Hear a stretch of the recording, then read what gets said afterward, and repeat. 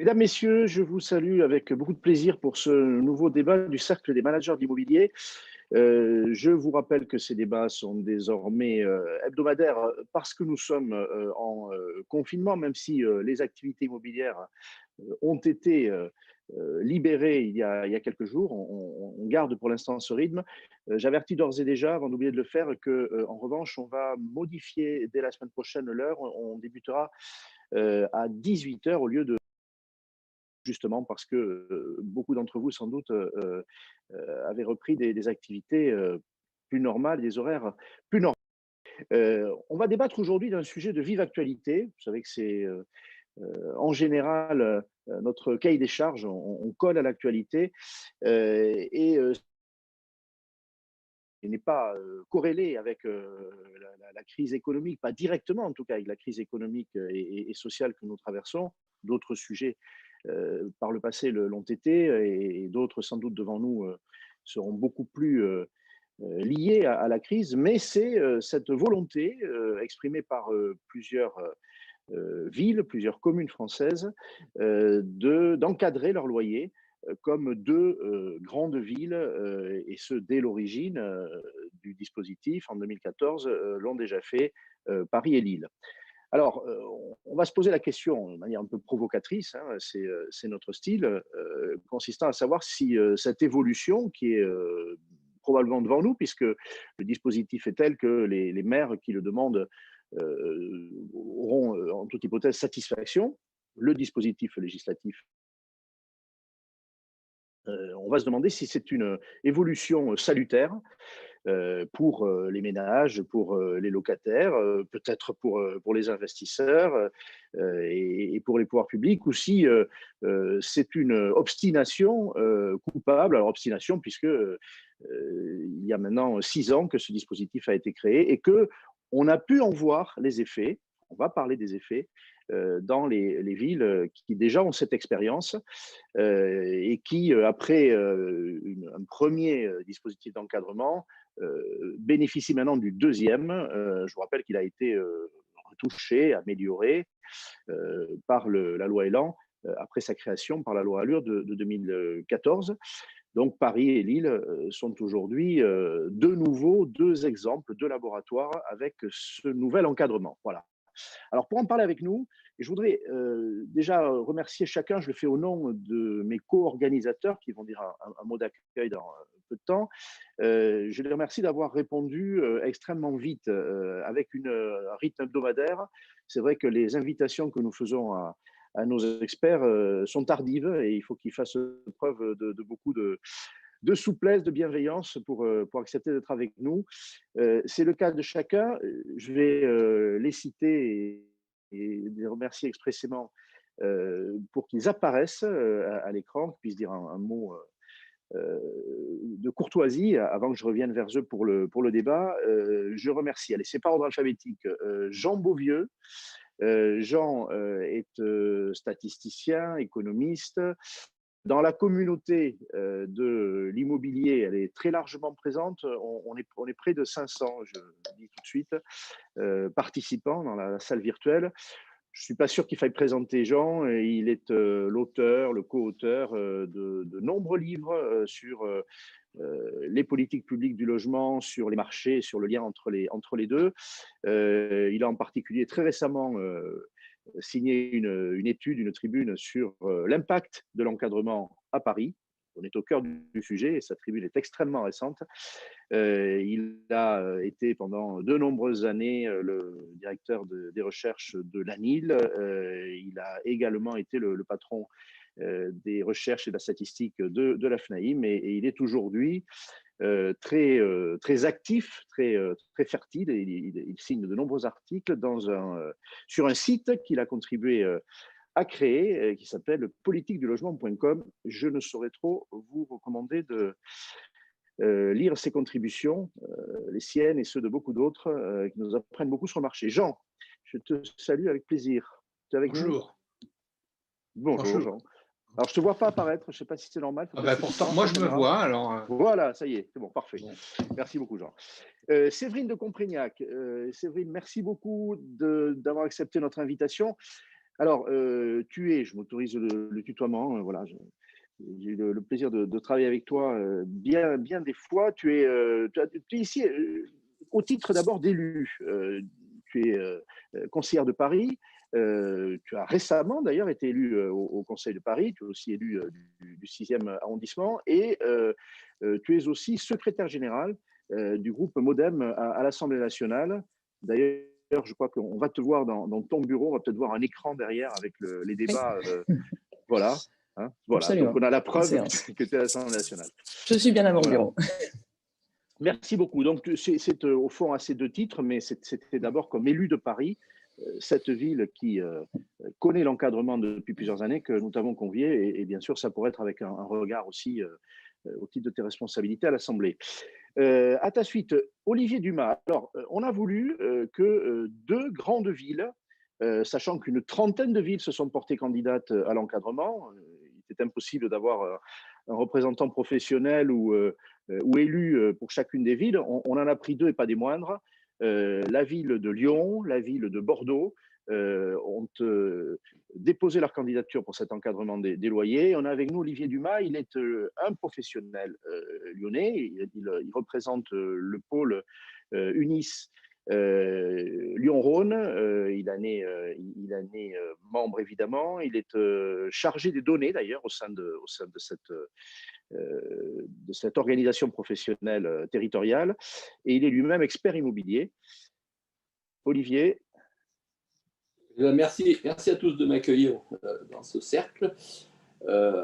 C'est vrai que Lyon, merci, et c'est vrai que Lyon, on va en débattre, et c'est vrai que Lyon s'est réveillé un beau matin avec le changement de municipalité, et on a découvert que notre ville allait subir, je dis bien subir, l'encadrement des loyers. Voilà. Bon, on devine ce que tu en penses avec les mots que tu utilises. Après toi, Camille Falucci, alors c'est aussi une professionnelle de l'administration de biens. Elle est la présidente du pôle de l'UNIS Nouvelle-Aquitaine. C'est une professionnelle de Bordeaux. Et Camille, tu vas apparaître à l'écran si tu es avec nous. Voilà. Merci beaucoup pour cette invitation. C'est un vrai plaisir d'être avec vous tous ce soir. Merci. Toujours par ordre alphabétique, un autre de vos confrères, c'est la ville de Lyon qu'il représente et ce marché qu'il connaît intimement. Et puis il représente aussi, ça me permet de dire pour ceux qui en douteraient, que le cercle est écuménique, voilà. Aucune préférence, et donc les 2 grandes organisations professionnelles de l'administration de biens, ils seront représentés. Vincent est secrétaire général de la FNAIM du Rhône, dont il est évidemment membre comme professionnel de la régie. On dit régie à Lyon, on ne dit pas administration de biens. Vincent. C'est ça. Bonsoir Henri, bonsoir tout le monde. À Lyon, on dit régie. Vincent. On dit régie, voilà. Quelques traditions locales qu'on souhaite défendre. On va les respecter. Voilà. On va les respecter. Bon, puis Vincent, il a une autre qualité, je ne peux pas m'empêcher de le dire, il est diplômé de l'IMSI, et ça n'est pas rien. Ça n'est pas rien pour l'IMSI. Il a même été parrain de promotion. Voilà. Alors, je pourrais vous présenter plus complètement tout à l'heure Guillaume Vulté. Il est député du Val d'Oise. C'est l'un des parlementaires, on parle du Sénat ou de l'Assemblée, très avisé des questions de logement. C'est une partie de sa vie d'ailleurs, d'enseignant, chercheur, puis de consultant. Il est vice-président du groupe La République En Marche de l'Assemblée nationale. De nos débats, je vous invite d'ailleurs à rester jusqu'à ce qu'il arrive. Voilà, son activité parlementaire l'empêchait d'être avec nous à l'heure. On va se plier à ces contraintes. Je vous renvoie d'ailleurs au site du Cercle des managers d'immobilier pour savoir beaucoup plus de choses de chacun de nos invités. J'ai dit l'essentiel, le titre, mais vous pouvez voir leur parcours et retrouver leur visage aussi. Voilà. Je passe la parole pour un mot d'accueil à la présidente du Cercle, qui est aussi la présidente de l'UNIS du Grand Paris, Émilie Jousset. À sa suite, les 2 vice-présidents que sont Benjamin Darmouni et François-Emmanuel Borel, 3 professionnels de l'immobilier, bien sûr. Émilie. Émilie n'est pas là, donc je pense que Benjamin… Elle n'est pas avec nous. Bon, ben alors c'est Benjamin qui va… voilà. Benjamin. Bonsoir à tous. Bonsoir à tous, très heureux de vous retrouver ce soir pour ce sujet. Le cercle, comme l'a dit Henri, on le veut œcuménique, on le veut dédié aux actualités de nos professions et aux sujets qui nous préoccupent. L'encadrement est un vrai sujet, ça l'est à Paris depuis 2017, puis depuis le 1er juillet 2019. Et il y a à dire sur ce sujet, encore une fois, on a le droit de tout dire dans notre cercle parce qu'il faut qu'on puisse servir les professionnels de l'immobilier pour qu'ils y voient plus clair. Merci beaucoup François-Emmanuel, et puis on entre dans le vif du sujet. Oui, difficile de ne pas parler de notre expérience parisienne quand même de l'encadrement. Au tout début, on a été quand même très dubitatif de cette mise en place parce que les prix alors étaient en train de diminuer. Alors pourquoi encadrer quelque chose qui avait tendance à baisser? C'était quand même un vrai sujet. Par ailleurs, on avait constaté, et c'est une donnée de l'APUR, l'atelier de parisien de l'urbanisme, comme quoi plus de 90%, presque 90% des copropriétaires qui louent un bien à Paris n'en ont qu'un. De ce fait-là, ce sont souvent d'anciens professionnels qui ont constitué leur retraite, ainsi d'anciens commerçants qui sont partis vivre en province. Il y a un solde migratoire négatif à Paris de 30 000 personnes, quand même, il faut le rappeler. Et ce que l'on a pu constater, nous, en tant que professionnels, c'est que beaucoup ont fait des arbitrages pour sortir ces biens du locatif.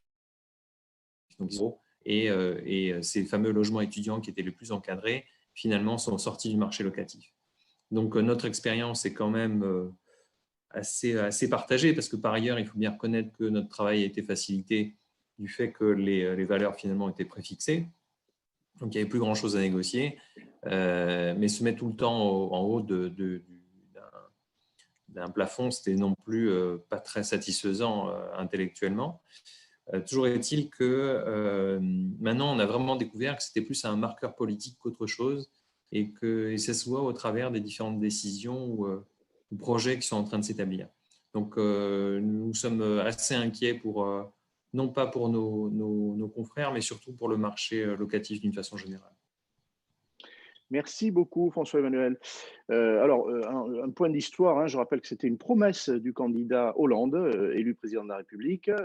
Cette promesse a été mise en musique dans le projet de loi Allure, devenu la loi Allure, par Cécile Duflot, alors ministre du Logement, et immédiatement la ville de Paris a été de ce dispositif, et ensuite, je dis la ville de Lille, et ça vient d'être rappelé, un deuxième dispositif lorsque le président Macron a été élu, a été inscrit dans la loi Elan.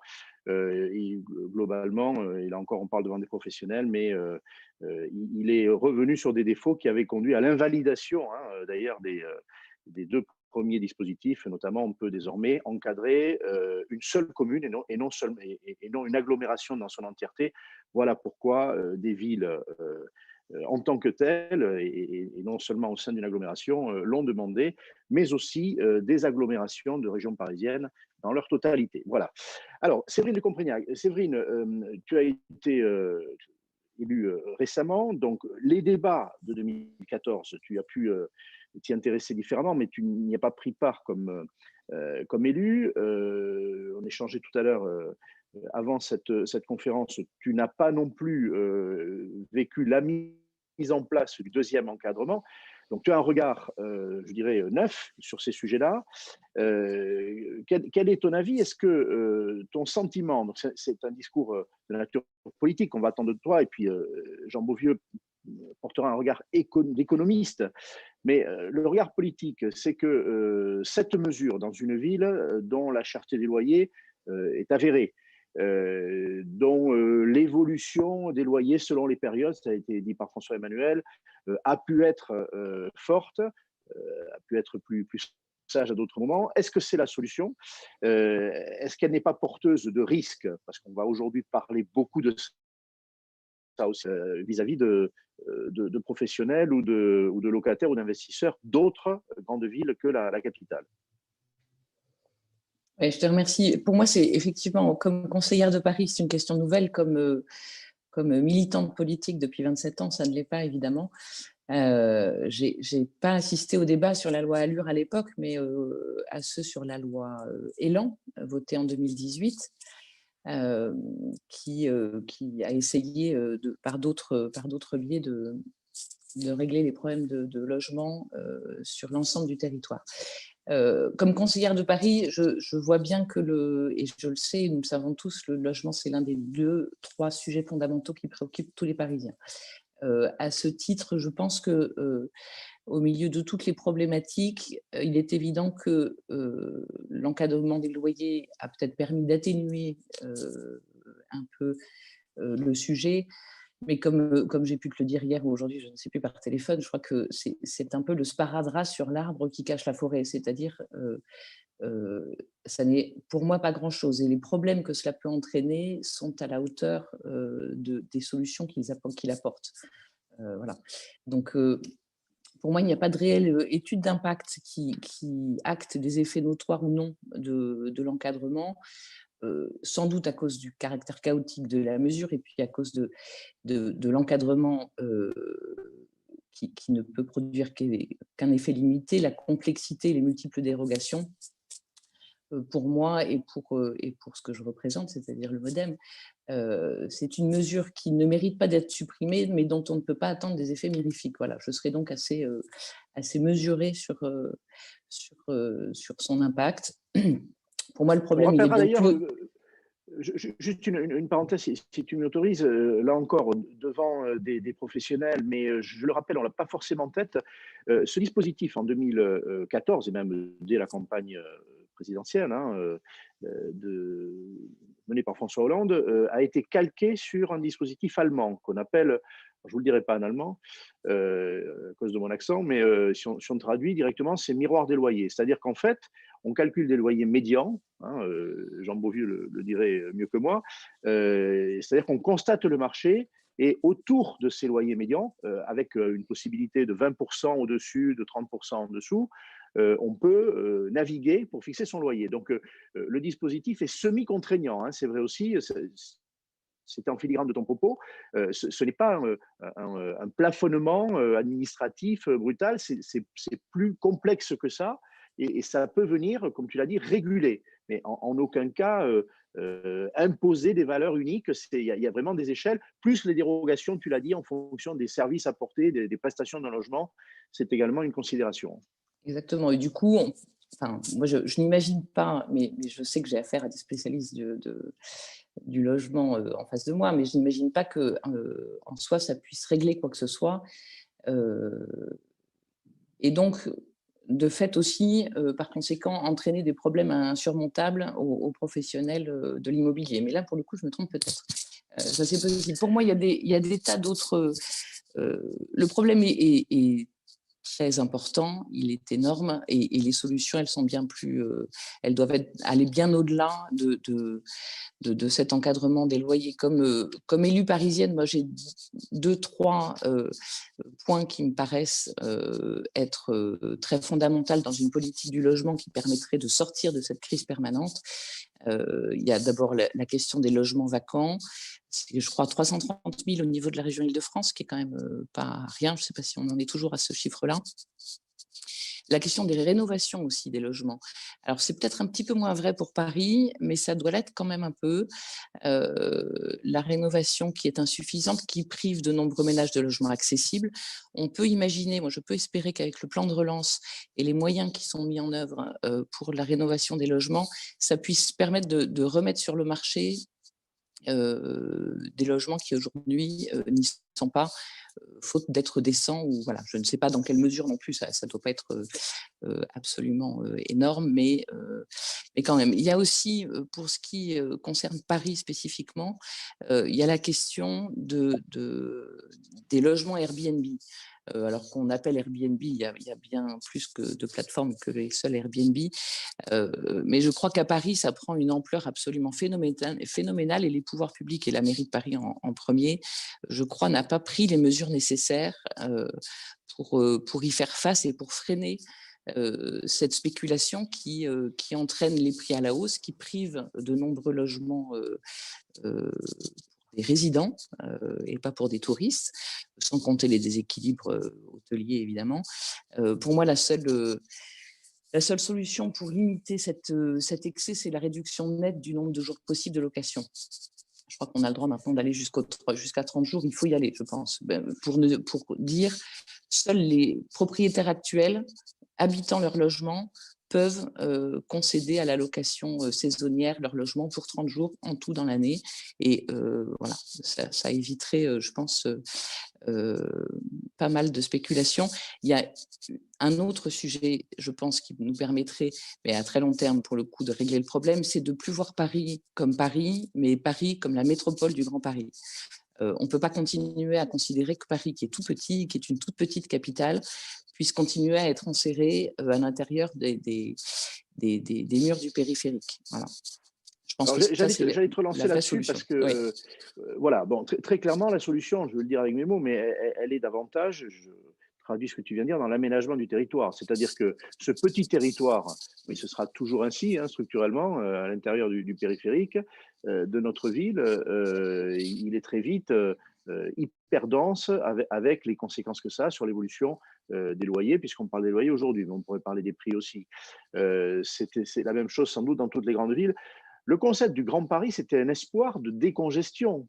On peut le présenter comme ça. Et donc, on pourrait imaginer, lorsqu'il sera achevé, alors je ne sais pas quelle est l'échéance, tu peux nous le dire, je crois qu'on a pris du retard, mais on peut imaginer que la demande locative de Paris Intramuros serait moindre parce qu'elle partir sur les clusters du Grand Paris. Oui, alors, petite anecdote, je viens de faire réviser à mon fils qui est en 6e la construction de Paris. Les 3 murs d'enceinte de Paris au 12e, 18e et 19e siècle, à chaque fois on a su les dépasser, sauf le dernier qu'on n'a pas su dépasser finalement, avec cette ceinture du périphérique. Sous Philippe Auguste, on a su faire, sous Louis XVI, on a su faire. On est au XXIe siècle, on doit pouvoir largement. Il faut une vraie volonté politique. Pour l'instant, cette volonté politique, je pense qu'il n'y est pas. Ça demande des moyens financiers aussi qui sont difficiles à trouver par les temps qui courent, et une entente politique des différentes parties prenantes, c'est-à-dire de tous les départements franciliens ou de la petite couronne en tout cas. Et je pense qu'il faut que nous nous dépassions politiquement dans cette affaire pour faire respirer la capitale, qui ne peut pas rester enserrée dans ces murs tels qu'ils existent aujourd'hui.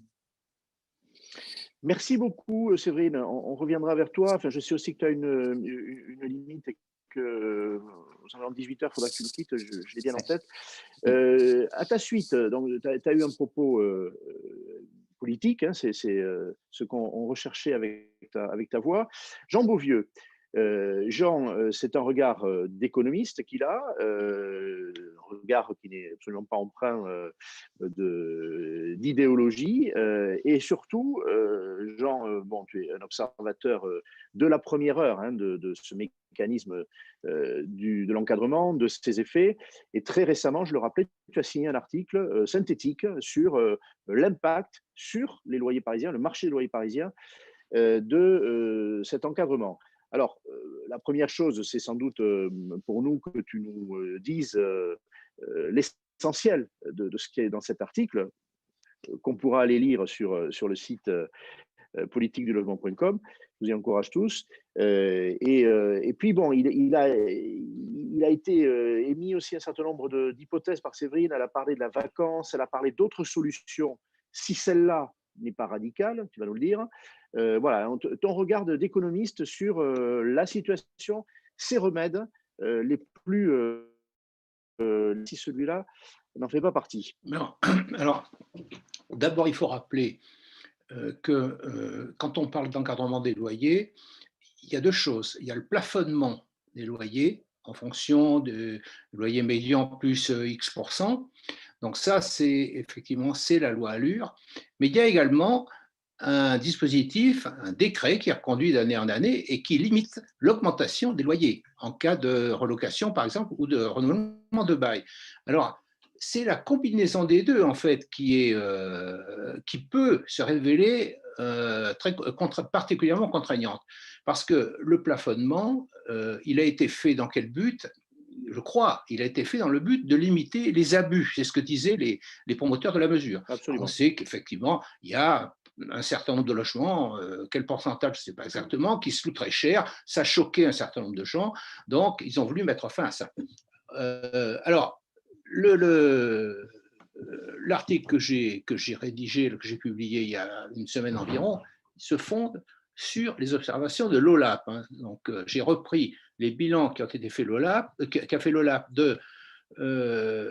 du plafonnement entre le 1er août 2015 et novembre 2017, puisqu'ensuite ça a été interrompu suite à une décision de justice, ça n'a pris qu'en 2019.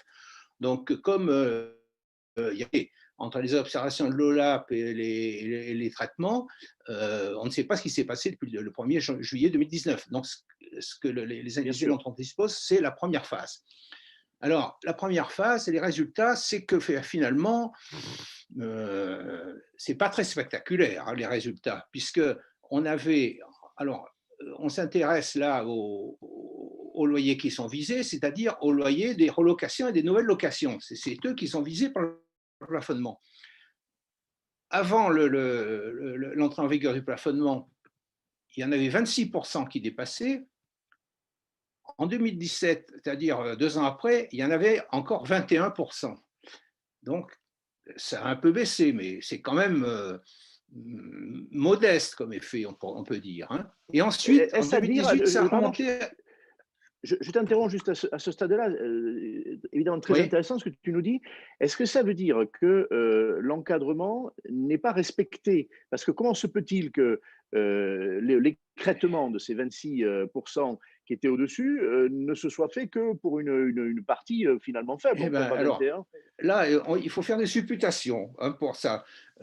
D'abord, est-ce qu'il n'est pas respecté? Bon, il y a une clause dans le dispositif d'encadrement qui dit, je ne l'ai pas exactement en mémoire, mais enfin qui dit que les logements qui ont des qualités exceptionnelles, qui sortent vraiment de l'ordinaire, peuvent appliquer un supplément de loyer.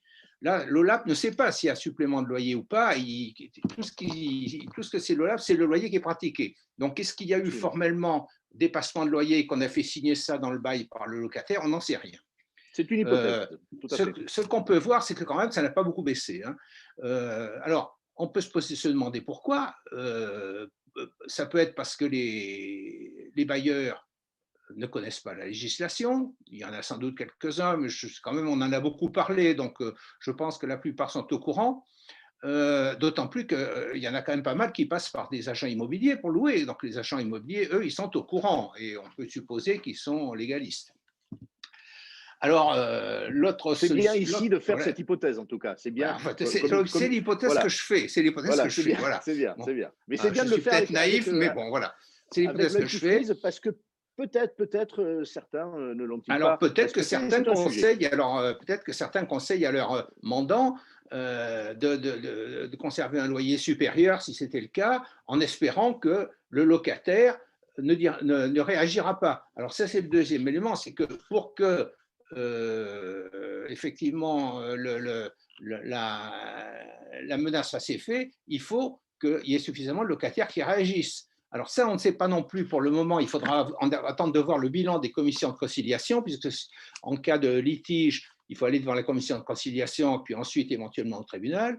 On ne connaît pas, pour l'instant, il n'y a pas eu, à ma connaissance, de bilan publié de l'activité des commissions de conciliation. Donc, alors, tout ce qu'on peut faire, c'est des supputations.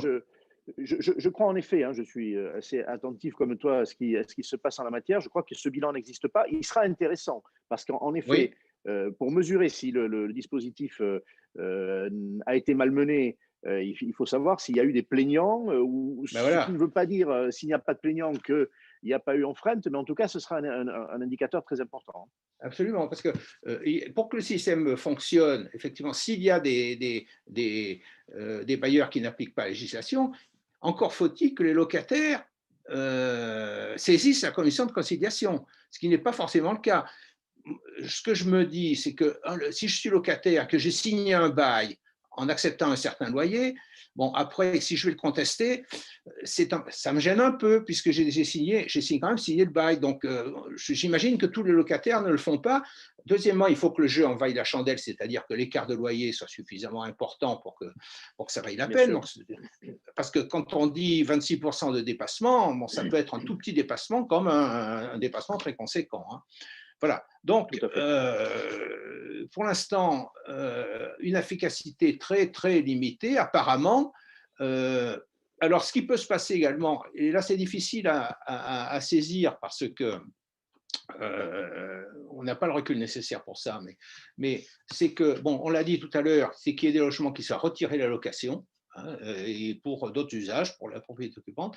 Et puis, ce qui se passe également, je crois, alors, mais ça, c'était déjà une tendance qui était à l'œuvre depuis quelque temps, c'est que il y a la part parmi dans le secteur locatif des meublés augmente régulièrement à Paris. Alors, au détriment de nombreuses questions ou observations sur le sujet. J'allais te conduire à nous donner des informations. C'est important, on nous dit effectivement il y a eu un déport vers les locations meublées, sachant qu'elles sont aussi encadrées, mais avec des niveaux supérieurs. Voilà. Le meublé, ça constitue une catégorie distincte de la location vide. Et comme les loyers des meublés sont en moyenne plus élevés que les loyers, à toutes choses égales par ailleurs, que les loyers de la location vide, eh bien, le plafond est lui aussi plus élevé. Donc, ça peut effectivement être un élément qui peut conduire des bailleurs à choisir la location meublée plutôt que la location vide, d'autant plus qu'on sait bien que la location meublée, parfois, l'ameublement, il est succinct, il n'y a pas besoin. Bon.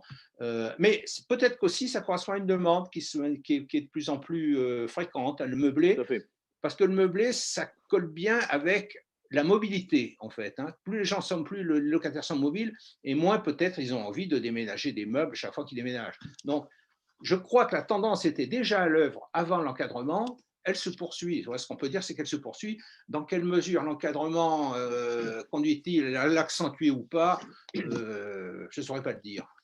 Voilà. Donc, alors, oui, un dernier point, c'est que là, on a quand même un recul qui est très limité. On a un recul de 2 ans, en gros. Hein.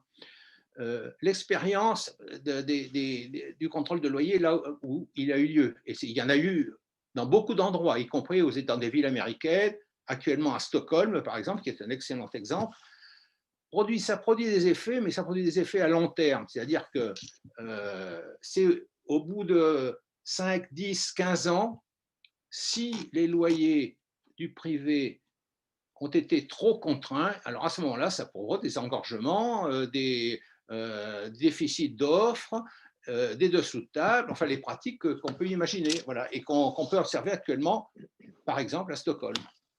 Donc, deux, trois questions. Est-ce qu'on a constaté une attrition du marché locatif à Paris depuis 2014 ? En clair, est-ce que des propriétaires bailleurs ont été dissuadés par l'encadrement en constatant que leur rendement locatif baissait ou tout simplement parce que l'obligation les exaspérait ? Est-ce qu'on a perdu, on en avait perdu il y a 15 ans, hein, tu as fait de nombreuses études sur le sujet, tu as contribué. Il y a eu des périodes d'appauvrissement du parc locatif, notamment dans Paris, où on en a un besoin criant. Est-ce qu'on a pu voir ça ou est-ce qu'on n'a pas le recul ? On rappelle que 2015, en fait, 2020, c'est très court. L'OLAP n'a pas tiré de conclusion là-dessus. Je crois qu'ils observent des choses, mais sans pouvoir relier ça, voilà, sans pouvoir relier ça à l'encadrement des loyers. Hein. Donc, je crois qu'il faudra attendre encore un peu pour voir si c'est un effet statistique. Parce qu'il peut y avoir, enfin, le ressenti des agents immobiliers, par exemple, effectivement, c'est une chose qui permet peut-être de voir les choses un petit peu à l'avance, mais avec des incertitudes, évidemment. Et, une question. Oui. Je t'en prie. Non, vas-y. Tu évoquais d'autres pays qui, il y a longtemps, ont mis en place des dispositifs et on a pu voir avec le temps les effets. Je rappelais tout à l'heure que notre mécanisme de plafonnement a été calqué, copié sur le mécanisme allemand. Bon. Oui. Alors, aujourd'hui, ce pays qui nous a devancés avec ce mécanisme, où en est-il? Je lisais il y a quelques mois, que ce mécanisme n'avait pas suffi et qu'il y avait une flambée, en particulier à Berlin, des loyers, et que donc une décision de blocage autoritaire avait été prise, et même, je crois, de baisse. Est-ce que tu as quelques éléments, que ce soit sur l'Allemagne ou d'autres pays, qui ont déjà utilisé des brides? Alors, sur l'Allemagne, il y a une loi qui a été votée actuellement, elle est suspendue à la décision de la Cour constitutionnelle de Karlsruhe.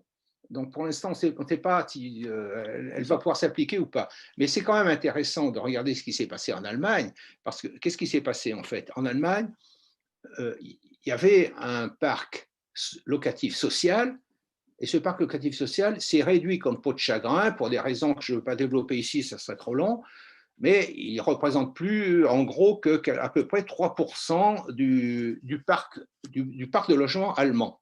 Alors, ça a été un peu partout le cas. Il y a eu des privatisations, des ventes en groupe à des investisseurs. Alors, ce qui s'est passé, c'est que les logements qui étaient dans leur parc social arrivaient à la fin des conventions qui duraient la durée des prêts. Eh bien, ils ont des loyers libres. Et les loyers libres, les investisseurs qui ont acheté ces logements, ils disent on a la possibilité d'augmenter les loyers, on les augmente. C'est ce qui s'est passé. Et alors, le système qui fonctionnait avant de façon à peu près satisfaisante, à l'époque où il y avait un parc social relativement important qui pesait sur le fonctionnement du parc privé, il a complètement changé. Et là, aujourd'hui, les loyers augmentent à la vitesse grand V, même si, quand on les compare aux loyers français, ils ne sont pas si élevés que ça. Parce que si vous comparez les loyers de Berlin à ceux de Paris, on s'y irait tout de suite, nous, pour louer des logements à ce prix-là. Mais ça veut dire qu'il y a un gros problème que finalement, peut-être que le gouvernement allemand a joué à l'apprenti sorcier en laissant les logements du parc social se privatiser et en n'en construisant pas suffisamment d'autres. Et du coup, maintenant, c'est la logique du marché qui a pris le pas sur l'ensemble.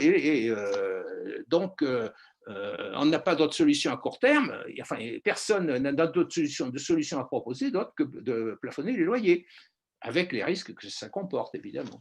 Bien sûr. Avant de passer à un autre débatteur, on va aller consulter les professionnels d'administration de biens.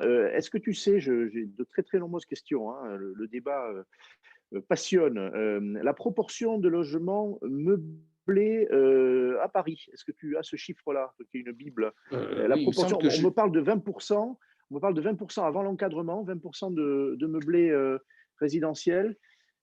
Est-ce que tu confirmes, c'est en gros cette proportion d'un logement sur 5 meublés non, à il me Paris? semble que c'est moins que ça. Hein, voilà. Il me semble que c'est moins que ça, mais enfin, je ne veux pas donner de chiffres parce que je risquerais de dire une bêtise. Hein. Je pourrais le retrouver, mais là, je ne l'ai pas en tête. Ça te paraît un peu excessif, les 20%? Ça me paraît un peu beaucoup. Alors, d'accord. Effectivement, après, c'est vrai qu'à Paris, intramuros, effectivement, il y en a quand même une proportion qui est non négligeable. Est-ce que 20%, à mon avis, c'est plutôt moins, mais c'est peut-être pas si exagéré que ça. C'est surtout des petits logements. Hein. Oui, bien sûr, bien sûr. Merci beaucoup, Jean. On reviendra vers toi, il n'y a aucun doute. Je voudrais ensuite donner la parole. Alors, vous êtes 3 professionnels représentant 2 villes, les 2 organisations professionnelles de référence. Allez, on va commencer par Bordeaux, par ordre alphabétique, parce que je ne veux pas me faire d'ennemis ni à Bordeaux ni à Lyon.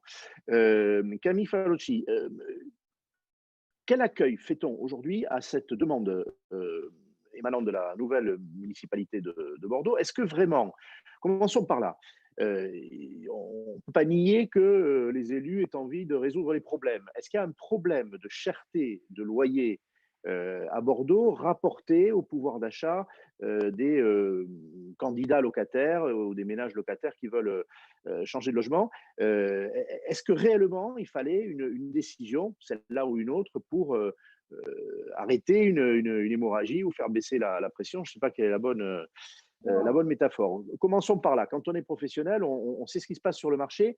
Ton avis? Écoutez, c'est simple. Bien évidemment que ça fait un moment qu'on tire la sonnette d'alarme. À plusieurs niveaux. Tout d'abord sur les logements étudiants, qui est un vrai sujet sur Bordeaux maintenant depuis un certain nombre d'années. La ville de Bordeaux n'a, comparé à Lyon, par exemple, et ça permettra du coup de faire un point de comparaison ce soir, on a beaucoup moins de logements étudiants à Bordeaux que Lyon par rapport au nombre d'écoles et aux besoins que nous pouvions avoir. Donc, c'est un premier sujet, mais bien évidemment que le plafonnement des loyers aujourd'hui n'est pas regardé d'un très bon œil par les professionnels et encore moins par nos clients propriétaires bailleurs. Le loyer, on a un vrai problème de logement à Bordeaux de manière générale. Donc forcément, on attend à ce qu'il y ait des dispositions qui soient mises en place, ou en tout cas, il y a une nécessité à faire quelque chose. Maintenant, d'arriver au plafonnement des loyers, cet encadrement serait aujourd'hui, à mon sens, une fausse bonne idée, en fait, hein, parce que clairement, le loyer moyen qui est aujourd'hui indiqué va faire que les investisseurs qui ont déjà ont beaucoup de mal à acheter dans Bordeaux Centre vont avoir encore plus de mal à le faire. Et au contraire, on pense que malheureusement, il va y avoir quand même un certain nombre de propriétaires bailleurs qui vont peut-être chercher plutôt à vendre plutôt qu'à continuer à louer. Donc, est-ce qu'on peut s'attendre, c'est un mécanisme qu'on a constaté dans Paris, alors l'hypothèse en a été mise, je ne sais pas si on l'a constaté, Jean nous dirait s'il y a eu des chiffres ou pas, mais des investisseurs qui se sont déportés vers des communes proches non encadrées, on l'a vu à Paris, première ou deuxième couronne, hein. Alors maintenant, ces communes en région parisienne ont demandé l'encadrement, donc ça, la logique va changer. Mais est-ce qu'on peut imaginer qu'un investisseur bordelais aille aller dans telle ou telle commune? Alors, pas à Bègles, parce que Bègles a demandé aussi l'encadrement, je crois. Alors, il y a mais communes qui ont demandé l'encadrement. Seul Bordeaux a été retenu. Par contre, en effet… seul Bordeaux a été retenu, d'accord. Seul Bordeaux a été retenu, oui, tout à fait. En effet, je te rejoins, Henri, ça fait maintenant plus d'un an, voire deux, que la commune de Libourne, par exemple, a un attrait pour les investisseurs, parce que ça fait partie encore des communes où, et en plus, on améliore l'accessibilité à Bordeaux. Donc, clairement, les investisseurs aujourd'hui sont déjà, et même avant l'encadrement du loyer, tentés d'aller acheter sur ces communes-là, qui sont même encore un petit peu plus loin que Bègles, etc., parce qu'il y a une meilleure rentabilité, tout simplement. Donc, on va faire qu'appuyer, en effet, à un comportement d'aller chercher un petit peu plus sur l'extérieur. Vous avez donc, je n'ai pas rappelé la condition pour qu'il y ait un encadrement, mais on l'a tous en tête, un observatoire. Il y a un observatoire à Bordeaux où il est en train de se construire ou il existe déjà? Non, il existe déjà. Il existe déjà, oui, tout à fait. D'accord. D'accord. Et selon toi, on parlait de la situation de Paris, Jean Beauvier nous a donné des chiffres très précis, c'était 26% des loyers qui étaient au-delà des loyers maximum fixés par l'encadrement. Là, on parlait de Paris. Selon toi, cet encadrement à Bordeaux, alors on a, par définition, on n'a pas encore la grille d'encadrement, elle n'existe pas, mais on peut l'anticiper un petit peu. Ta crainte, c'est quoi? C'est que, je vais dire n'importe quoi, la moitié des loyers bordelais se trouvent écrêtés et que la moitié des investisseurs se retrouvent avec un rendement moindre ou 30% ou 20%. Ton avis, ce n'est pas un engagement, hein, ça ne vaut pas une étude, mais… Voilà, en effet, c'est compliqué d'avoir du recul. Moi, je pense que sincèrement, on est de l'ordre de la moitié. Alors, on a une vraie disparité entre les quartiers, comme beaucoup de métropoles. Hein. Mais oui, quand on regarde, en tout cas sur les petites surfaces, il est évident que ça va être une vraie baisse significative. Bordeaux fait partie des villes où on a beaucoup de logements en colocation, par exemple. Donc, ça permet bien évidemment de louer un petit peu plus cher. Donc, typiquement, sur ce type de bien, on va aller mettre un encadrement. La différence va être quand même significative. Donc, en effet, sur les petites surfaces, je m'attends, on aura un peu plus de recul d'ici quelques temps, mais je m'attends à une vraie baisse, en effet, du loyer ou du logement traditionnel, j'ai envie de dire, T1, T2, T3 sur Bordeaux. Est-ce qu'il y a un autre effet? Il avait été dénoncé à l'époque à Paris, même chose, je prends mes repères là où on dispose de repères, pour l'instant, c'est Paris ou c'est Lille, on avait craint, je me rappelle, c'était des propos et même des constats, semble-t-il, alors non pas de l'OLAP, mais de clameurs qui va renaître de ses cendres, là, qui est en train de renaître. C'était à l'époque Michel Mouillard, qui en était le directeur scientifique, et qui avait observé une baisse dans l'entretien des logements locatifs sous l'effet de l'encadrement. En clair, on a un rendement moindre, on met moins de moyens dans l'entretien de son logement. Est-ce que c'est une crainte qu'on peut avoir aussi à Bordeaux? Exactement, j'allais rebondir là-dessus. En fait, on va toucher à tous ces effets pervers, en fait, clairement, où les propriétaires bailleurs va être beaucoup moins incités à vouloir faire des travaux puisqu'ils vont pas avoir le retour sur leur investissement. Donc, en effet, ça fait partie des effets qui vont… on a un parc assez vieillissant à Bordeaux, donc si on n'a pas une rentabilité minimum attendu, il est évident que ça va être compliqué, même pour nous en tant que professionnels, d'aller inciter nos clients à aller faire des travaux, quoi. Et difficile aussi pour vous de louer des logements s'ils ne sont pas à la hauteur au plan technique.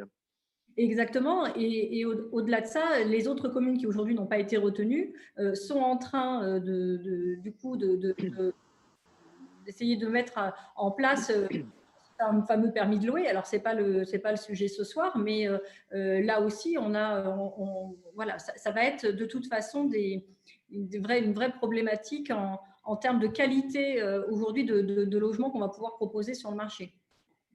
Avant d'aller faire un tour à Lyon avec tes confrères, une question de décision publique et de méthode de décision publique. Bon, tu présides le pôle Nouvelle-Aquitaine de l'un des deux syndicats. Comment ça s'est passé? Ces nouveaux élus, ils viennent d'arriver, mais ils vous ont consulté, il y a eu des débats. Bon, aujourd'hui, on entend leur demande persistante à Bordeaux. Comment ça s'est passé? Puis je poserai la même question évidemment à Lyon. Tout à fait. Alors, nous, on a été rencontrés, pour ne pas la citer, Emmanuel Ajon, qui est aujourd'hui en charge du logement à Bordeaux.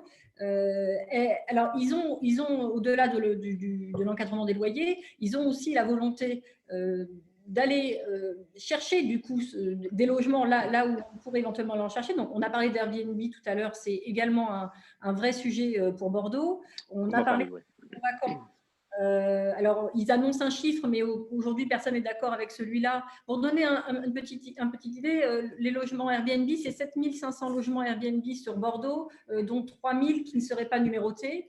Et les logements vacants, on parlerait de 10 000 logements vacants. Bon, c'est un chiffre qui aujourd'hui est pas le bon des 10 000, parce que dedans, il y a un petit peu de tout. Voilà, les résidences secondaires, enfin, donc c'est à prendre avec vraiment modération. Mais néanmoins, Emmanuel Ajon a également la volonté de créer, et là, pour le coup, c'est une très bonne idée, la maison de l'habitat, qui va être plutôt dans l'accompagnement des propriétaires bailleurs sur les subventions qu'ils pourraient avoir, les aides diverses, etc., pour les inciter, justement, les futurs propriétaires bailleurs qui auraient un logement à rénover, de pouvoir les accompagner en ce sens. Donc, là, pour le coup, il y a des choses à faire et on a en tout cas au sein de Bordeaux donc des élus qui sont assez enclins à aller chercher du coup des solutions de ce côté-là. Donc ça, c'est plutôt pas mal. Bon, voilà, malgré, et ça, on est tous un peu unanimes ce soir, voilà, l'encadrement des loyers n'est pour personne la bonne solution. Bon, voilà, donc on a quand même des élus aujourd'hui qui essayent de se poser des bonnes questions. Maintenant, on va voir un petit peu la tournure des choses dans les mois à venir. Et est-ce que les locataires bordelais, parce que moi je me rappelle quand on faisait des micro-trottoirs en 2014, les locataires parisiens, ils sont 60% dans nos immeubles en copropriété. Voilà, c'est de Paris que je vous parle. Quelle qu'ait été leur sensibilité politique, ils étaient très majoritairement favorables. Les locataires bordelais, en première approche, si on leur dit on encadre, ils trouvent ça bien, sans mesurer peut-être des effets ou pas. Est-ce que tu sais ça?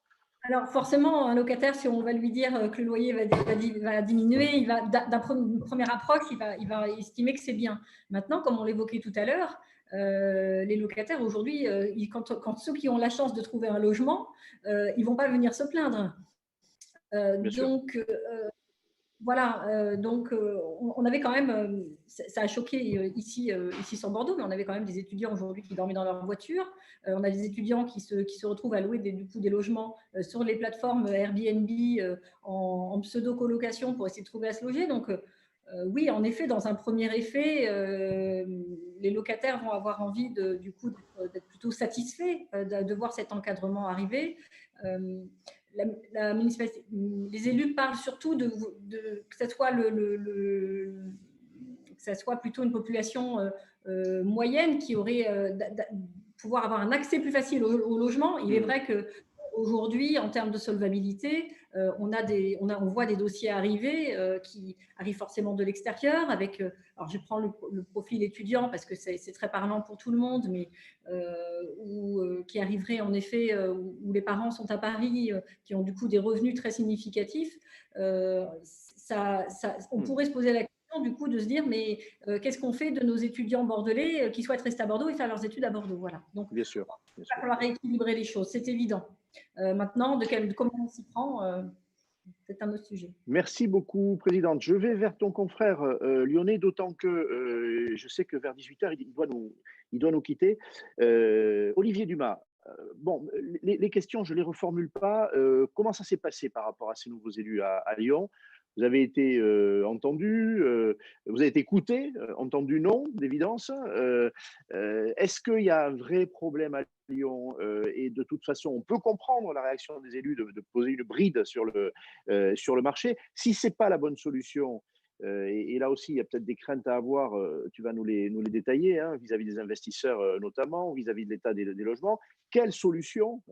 On parlait d'aménagement du territoire tout à l'heure avec Séverine. Voilà, donc allez, pêle-mêle, toutes ces questions-là, tu y réponds comme tu le veux, dans l'ordre que tu veux, Olivier. Je vais faire au plus vite, je vais faire un peu l'historique. En fin de compte, on les avait tous rencontrés, les politiques, avant les élections, puisqu'il y avait le renouvellement de la métropole et de la ville de Lyon. Donc, on les a rencontrés et on connaissait le projet des nouveaux élus. Donc, ils nous avaient informé que ça se passerait comme ça. Bon, voilà. Donc, vous n'aviez pas voté pour eux? Vous n'aviez pas voté pour eux? Non, mais c'est un clin d'œil, je ne veux pas savoir. C'est le secret des urnes. Non, mais bon, voilà, on le savait. Et à ce moment-là, on leur avait demandé d'être participatifs avec eux, comme nous l'avons fait depuis 5 ans. C'est-à-dire que depuis 5 ans, l'Observatoire local des loyers à Lyon, il est en place, il existe, et qu'il est géré et alimenté à plus de 95% par les professionnels administrateurs de biens, avec aucune manipulation manuelle. On appuie sur une touche, nos données partent de nos ordinateurs, et on a fait une sélection, une typologie, et va rejoindre l'Observatoire. Et à ce titre, moi, comme je suis issu du milieu des statistiques, on a pu analyser, avoir ses références, etc. Et l'Observatoire fonctionne très bien. Et puis, au moment de la mise en place, on a été mis devant le fait accompli. C'est-à-dire à ce moment-là, il n'y a pas eu de débat, d'entretien. On nous a convoqué à une réunion, à laquelle j'étais présent, et où M. Bruno Bernard et M. Renaud Père, qui sont en charge de l'habitat à Lyon, nous ont convoqués en disant ben voilà, on va déposer la demande de l'encadrement des loyers, etc. Donc, on leur a fait part déjà de notre étonnement, puis on leur a dit ben, nous, on était prêts à participer, comme on l'a montré. On a fait un observatoire dans l'esprit de transparence. On s'est dit Lyon est un marché qui est raisonnable, qui est sage. Je ne vais pas vous abreuver de chiffres, je vais vous en donner quelques-uns quand même. Il y a 1,30 €, oui, il y a 1,30 € de différence entre la zone, dans les zones qui vont être observées, 1,30 € par mètre carré de différence entre la plus chère et la moins chère. Donc là, actuellement, on se dit, mais pourquoi faire un observatoire? Dans quel but? Et il y a une forme d'incompréhension, et puis nous, on se dit, mais bon, on ne comprend pas pourquoi on va vers cet observatoire, puisque l'ancienne municipalité nous a dit, non, il n'y a pas besoin d'observer, c'est transparent, on a les données, etc. Il faut savoir qu'à Lyon, actuellement, il y a 13 zonages. Alors, quand je parle de zones, c'est-à-dire que c'est des prix comparatifs. J'ai travaillé sur le sujet, je connais bien. Quand vous avez un arrondissement, à Paris ou à Bordeaux, le loyer n'est pas le même à 2 rues près, parce qu'on est dans le même arrondissement, mais on n'est pas, je parle de Lyon, le 6e arrondissement, Cours Lafayette, est plutôt un marché Lyon 3e, le 6e côté des voûtes des Brotteaux, c'est plutôt le marché de Villeurbanne, etc. On va rentrer dans le détail. Donc, après avoir entretenu avec eux, on nous dit on va retenir 8 zones. Bon, je dis d'accord, on va faire 8 zones. Je dis vous allez tenir compte des typologies. Bah oui, on va tenir compte des typologies. Il y a 5 typologies. Je dis bon, bah d'accord. Et puis après, vous allez tenir compte des périodes de construction. On me dit oui, il y a 5 périodes. Je dis donc, on est dans 200 valeurs sources d'encadrement là déjà. Elles me disent bah oui, oui. J'ai dit on n'est pas en train de mettre en place une machine à vapeur pour 1,30 € par mètre carré. On constate quoi? J'ai fait mon rapport avec eux, puis je le revois vendredi. On dit il y a des fois, on parle de 0,50, 0,60 € par mètre carré d'une zone à l'autre. Bon, je dis quel est l'effet secondaire de ce que vous recherchez? Donc à l'origine, quand on a échangé avec eux, ils m'ont dit on cherche du logement en fin de compte. Je dis mais l'encadrement, est-ce que ça va produire du logement? Ah ben non, ça ne va pas produire du logement, mais ça va limiter la hausse, etc. Mais la hausse, elle n'existe pas à Lyon. La hausse, elle est contrôlée, elle est maîtrisée, elle est transparente, elle est connue. Donc voilà, ça c'était notre première inquiétude. Et d'ailleurs, il m'a dit oui, mais c'est par rapport au parc locatif. Alors, encore une donnée que je connais, je dis oui, le parc locatif, c'est 6,20 € à Lyon et c'est 12,60 € Lyon tout confondu. Donc je lui ai dit, c'est le simple au double. Mais on ne peut pas comparer ces deux choses. Le parc locatif, sa valeur d'acquisition n'est pas la même. En plus, elle est financée à plus de 90% par les particuliers qui achètent dans des immeubles neufs, puisque c'est un 20%. Hein, je ne vais pas vous apprendre votre métier à tous, vous le connaissez. Donc, en plus, c'est déjà les particuliers qui le financent. Et vous me comparez le 6,20 € dans un parc locatif social et puis 12,60 € dans le parc lyonnais. Donc là, il y a une forme d'incompréhension qui s'est mise en place. Et moi, je leur disais, en fin de compte, on cherche quoi? On a un manque de logement, il y a un déséquilibre. Ça fait 5 ans qu'on vous annonce une pénurie sur le logement et vous nous dites qu'on va mettre un encadrement. Alors, je dis, bon, d'accord. On explique que l'encadrement, ce n'est pas ça qui va ralentir les investisseurs à Lyon, parce que Lyon est attractif, etc. etc. Bon, je veux bien l'entendre, mais moi, au-delà de ce signal, je dis, j'ai quand même dubitatif sur l'effet d'annonce de plafonner un loyer, la fragilisation du marché locatif et l'érosion des offres. On va se retrouver, et l'érosion des offres, pas simplement due à l'encadrement. On a un effet secondaire sur Lyon qui s'est mis en place, c'est la suppression des permis de construire. 1500 programmes de logements en moins par rapport à l'année dernière. Je suis membre du CECIM, j'ai les chiffres. Il dit, mais bon, c'est aussi lié le manque de logement. Alors, qu'est-ce que notre municipalité attend? Oh ben, on va peut-être développer le logement périphérique. C'est là où moi, statisticien, je lui ai dit, ben, ça tombe bien, puisqu'on parle de 12,60 €. On va retrouver ces 12 € sur des villes comme Meyzieux en périphérie, mais avec les 1 € qui seront supplémentaires qui manquent dans Lyon pour les déplacements. C'est-à-dire qu'on va charger en frais de déplacement les locataires qui vont aller habiter à 30 ou 40 minutes de Lyon. Donc là, il y a en termes de pouvoir d'achat, on ne résout rien. On ne le résout pas. Après, je leur ai démontré, baisse de mobilité résidentielle. Nous, on le voit. Il y a une pénurie. Ben, on a allongé les temps d'occupation dans les logements. Les gens, ils ne partent pas. Les étudiants, tout à l'heure, j'entendais, les étudiants, ils conservent les logements entre juillet et août. Ils ne s'en vont plus parce qu'ils disent si en retournant, je préfère payer 2 mois de loyer que si je reviens, que je ne retrouve pas le logement. Bon. Et puis derrière, j'aurais dit défaut d'entretien des biens tout à l'heure. Jean, vous l'avez très bien dit. Tout à fait. Nous, on constate, c'est-à-dire qu'on se dit on va plafonner les loyers. Le propriétaire, il va faire un investissement en disant ben, ça, je vais la rénover. Et il va mettre combien d'années pour amortir son investissement? On est dans un monde, on n'est pas chez les bisounours, on est un monde d'investisseurs avec des gens qui cherchent de la rentabilité. On est des professionnels. Il y a des gens qui cherchent de la rentabilité, du rendement, de la stabilité, etc. Et Lyon, on démontre encore une fois que dans notre marché, c'est remarquablement raisonnable. Après, on en a parlé tout à l'heure, développement des pratiques permettant de contourner la réglementation. Les meublés, on en a parlé, location touristique, la location saisonnière, gestion directe. On perd des gestions, le propriétaire qui nous explique que nous, professionnels, et là, j'ai un avis un petit peu différent de ce que disait tout à l'heure Jean, les professionnels, à aucun moment, ils conseilleront leurs clients de gérer un bien avec, de ne pas mettre sur le bail l'ancien loyer du locataire sortant. On a des cartes professionnelles, il faut les protéger et je ne pense pas qu'on mettrait en jeu nos cartes. Il y a des amendes, hein, c'est François-Emmanuel qui le mettait sur le chat tout à l'heure. Non seulement des amendes, mais il y a des amendes élevées, hein, bien sûr. Oui, non seulement des amendes, mais la carte professionnelle. Hein, et la carte professionnelle. Donc on ne jouerait pas ce jeu-là. Mais par contre, des particuliers, nous, on en a parlé à la métropole, on leur a dit, mais du coup, les particuliers vont gérer eux-mêmes, vont dire, moi, je vais mettre le prix que je veux. Il n'y a pas de pénalité sur un particulier. Enfin, il y a une amende, mais bon, après, il faut contrôler. Alors, je dis, et le contrôle, on a vu les effets qui n'ont pas existé sur d'autres villes comme Paris et Lille. On va créer écoutez bien, ils nous ont expliqué qu'ils allaient créer une brigade de contrôle. Bon, dit 500 000 habitants sur la métropole lyonnaise, il va falloir mettre une sacrée brigade. Si vous mettez trois personnes pour contrôler, ça va être compliqué. Oh non, non, mais on va étoffer cette brigade. Donc là, on est en train de basculer dans un côté charge à nos impôts. Là, on parle, c'est encore une autre chose. Donc on va dire, on va mettre des charges pour contrôler.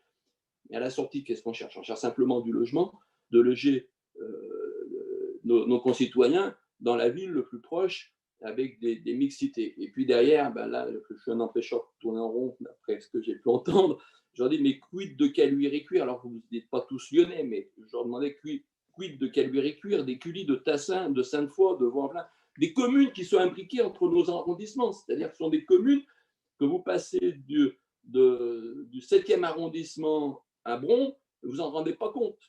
Ce sont presque des quartiers de Lyon. Quand on ne connaît pas, on a l'impression que c'est des quartiers de Lyon.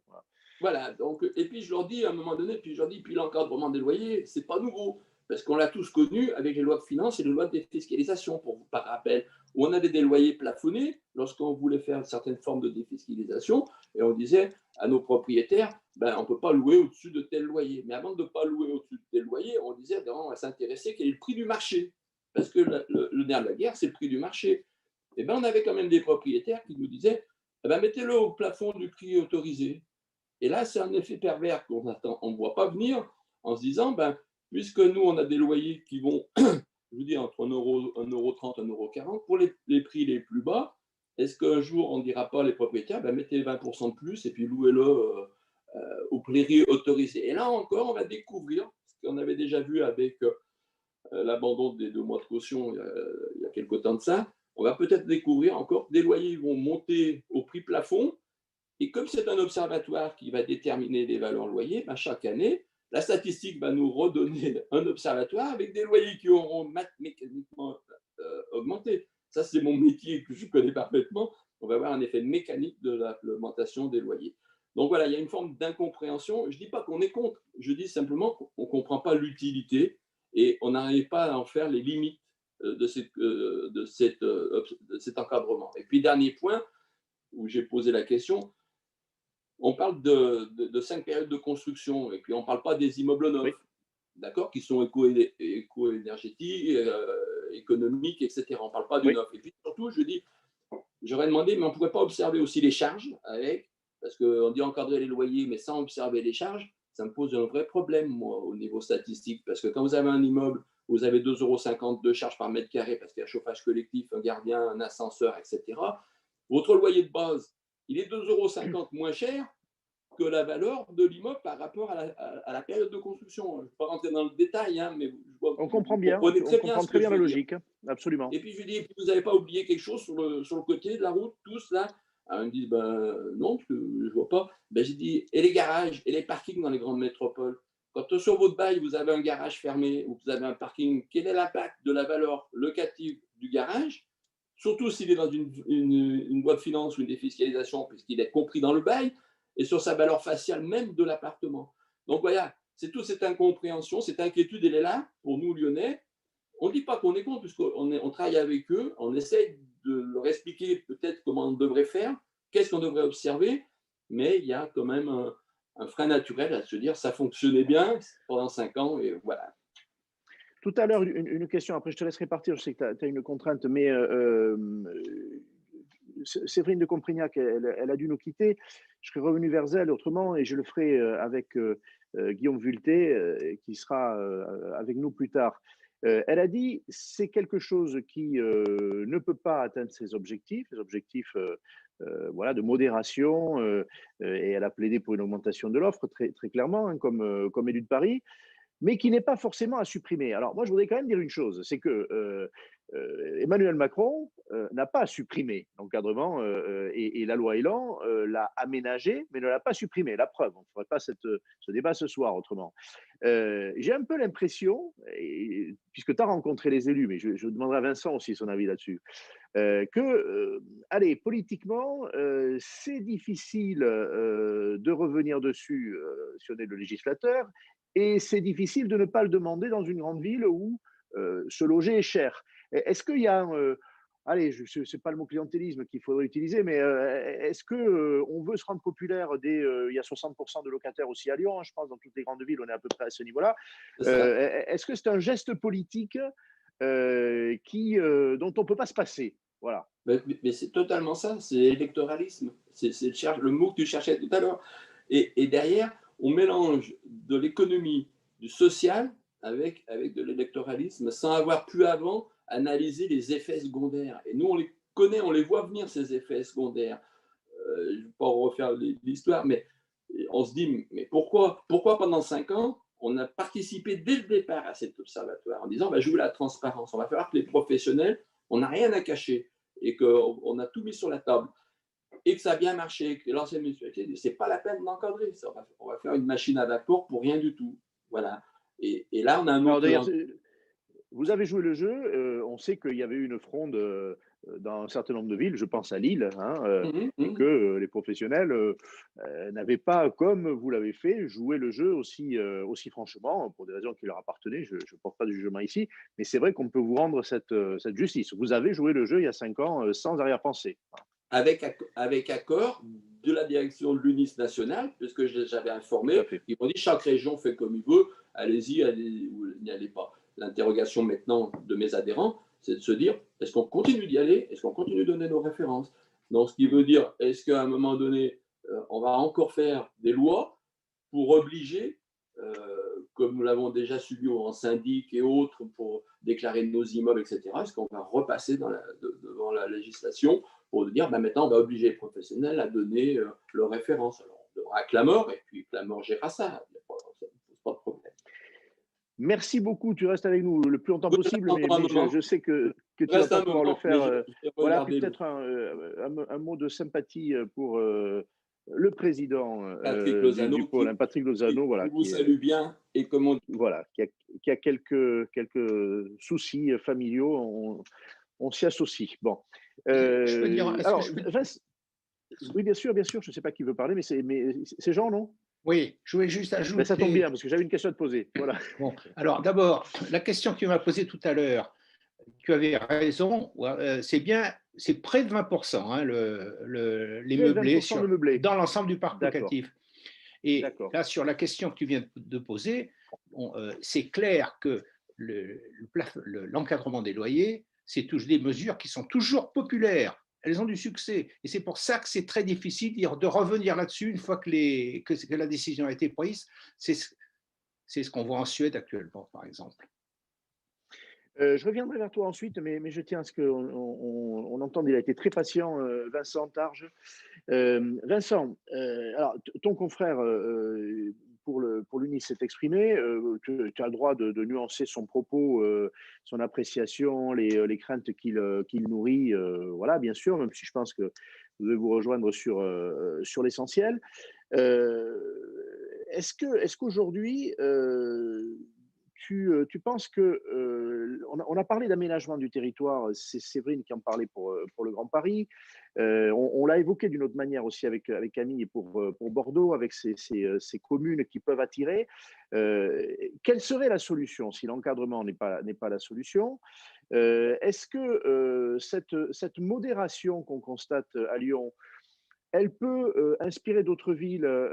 Et est-ce que l'idée d'un engagement de modération, ça avait été émis au moment de l'encadrement 2014-2015, pourrait être une voie, peut-être pas à Lyon, puisqu'il y a une vraie modération, mais dans d'autres villes, est-ce que ça a du sens entre une organisation professionnelle d'administrateurs de biens, par exemple, mais aussi des associations représentatives des propriétaires, je pense à l'UNPI. Voilà. Et donc, ton regard sur ce qui est en train de se passer, sur les meilleures voies, si celle-là, à tes yeux non plus, n'est pas la bonne. Alors, je partage déjà beaucoup de choses sur le discours d'Olivier Dumas. Après, le problème qu'on a à Lyon, mais comme dans d'autres villes comme Bordeaux, etc., c'est qu'on manque de logements. Pour moi, le problème, il n'est pas sur le fait que le logement soit cher. Les logements du parc privé qu'on a aujourd'hui, ils se louent facilement, sans difficulté. En une demi-journée à peu près, on loue un bien.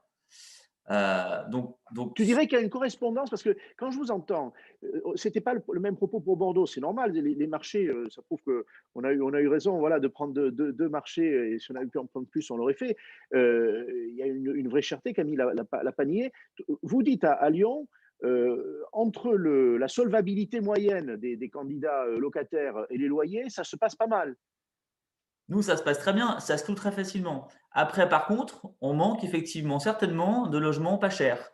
Mais des logements pas chers, on peut en construire 10 000, 20 000, 50 000. On les louera, effectivement, mais on pourra en rajouter tout autant chaque année parce qu'il y aura toujours une demande pour des logements pas chers. Mais ce qu'on manque à la base, c'est de logements. Voilà. Et aujourd'hui, le discours de la métropole et de la municipalité est de dire on a 10 ans d'avance sur notre plan logement, donc on freine fortement la construction de logements. Et on investit énormément, par contre, sur des équipements communs type crèche, piscine, parc, salle de sport, etc. parce qu'il y a un déficit. Oui, mais il faut arriver à faire les deux.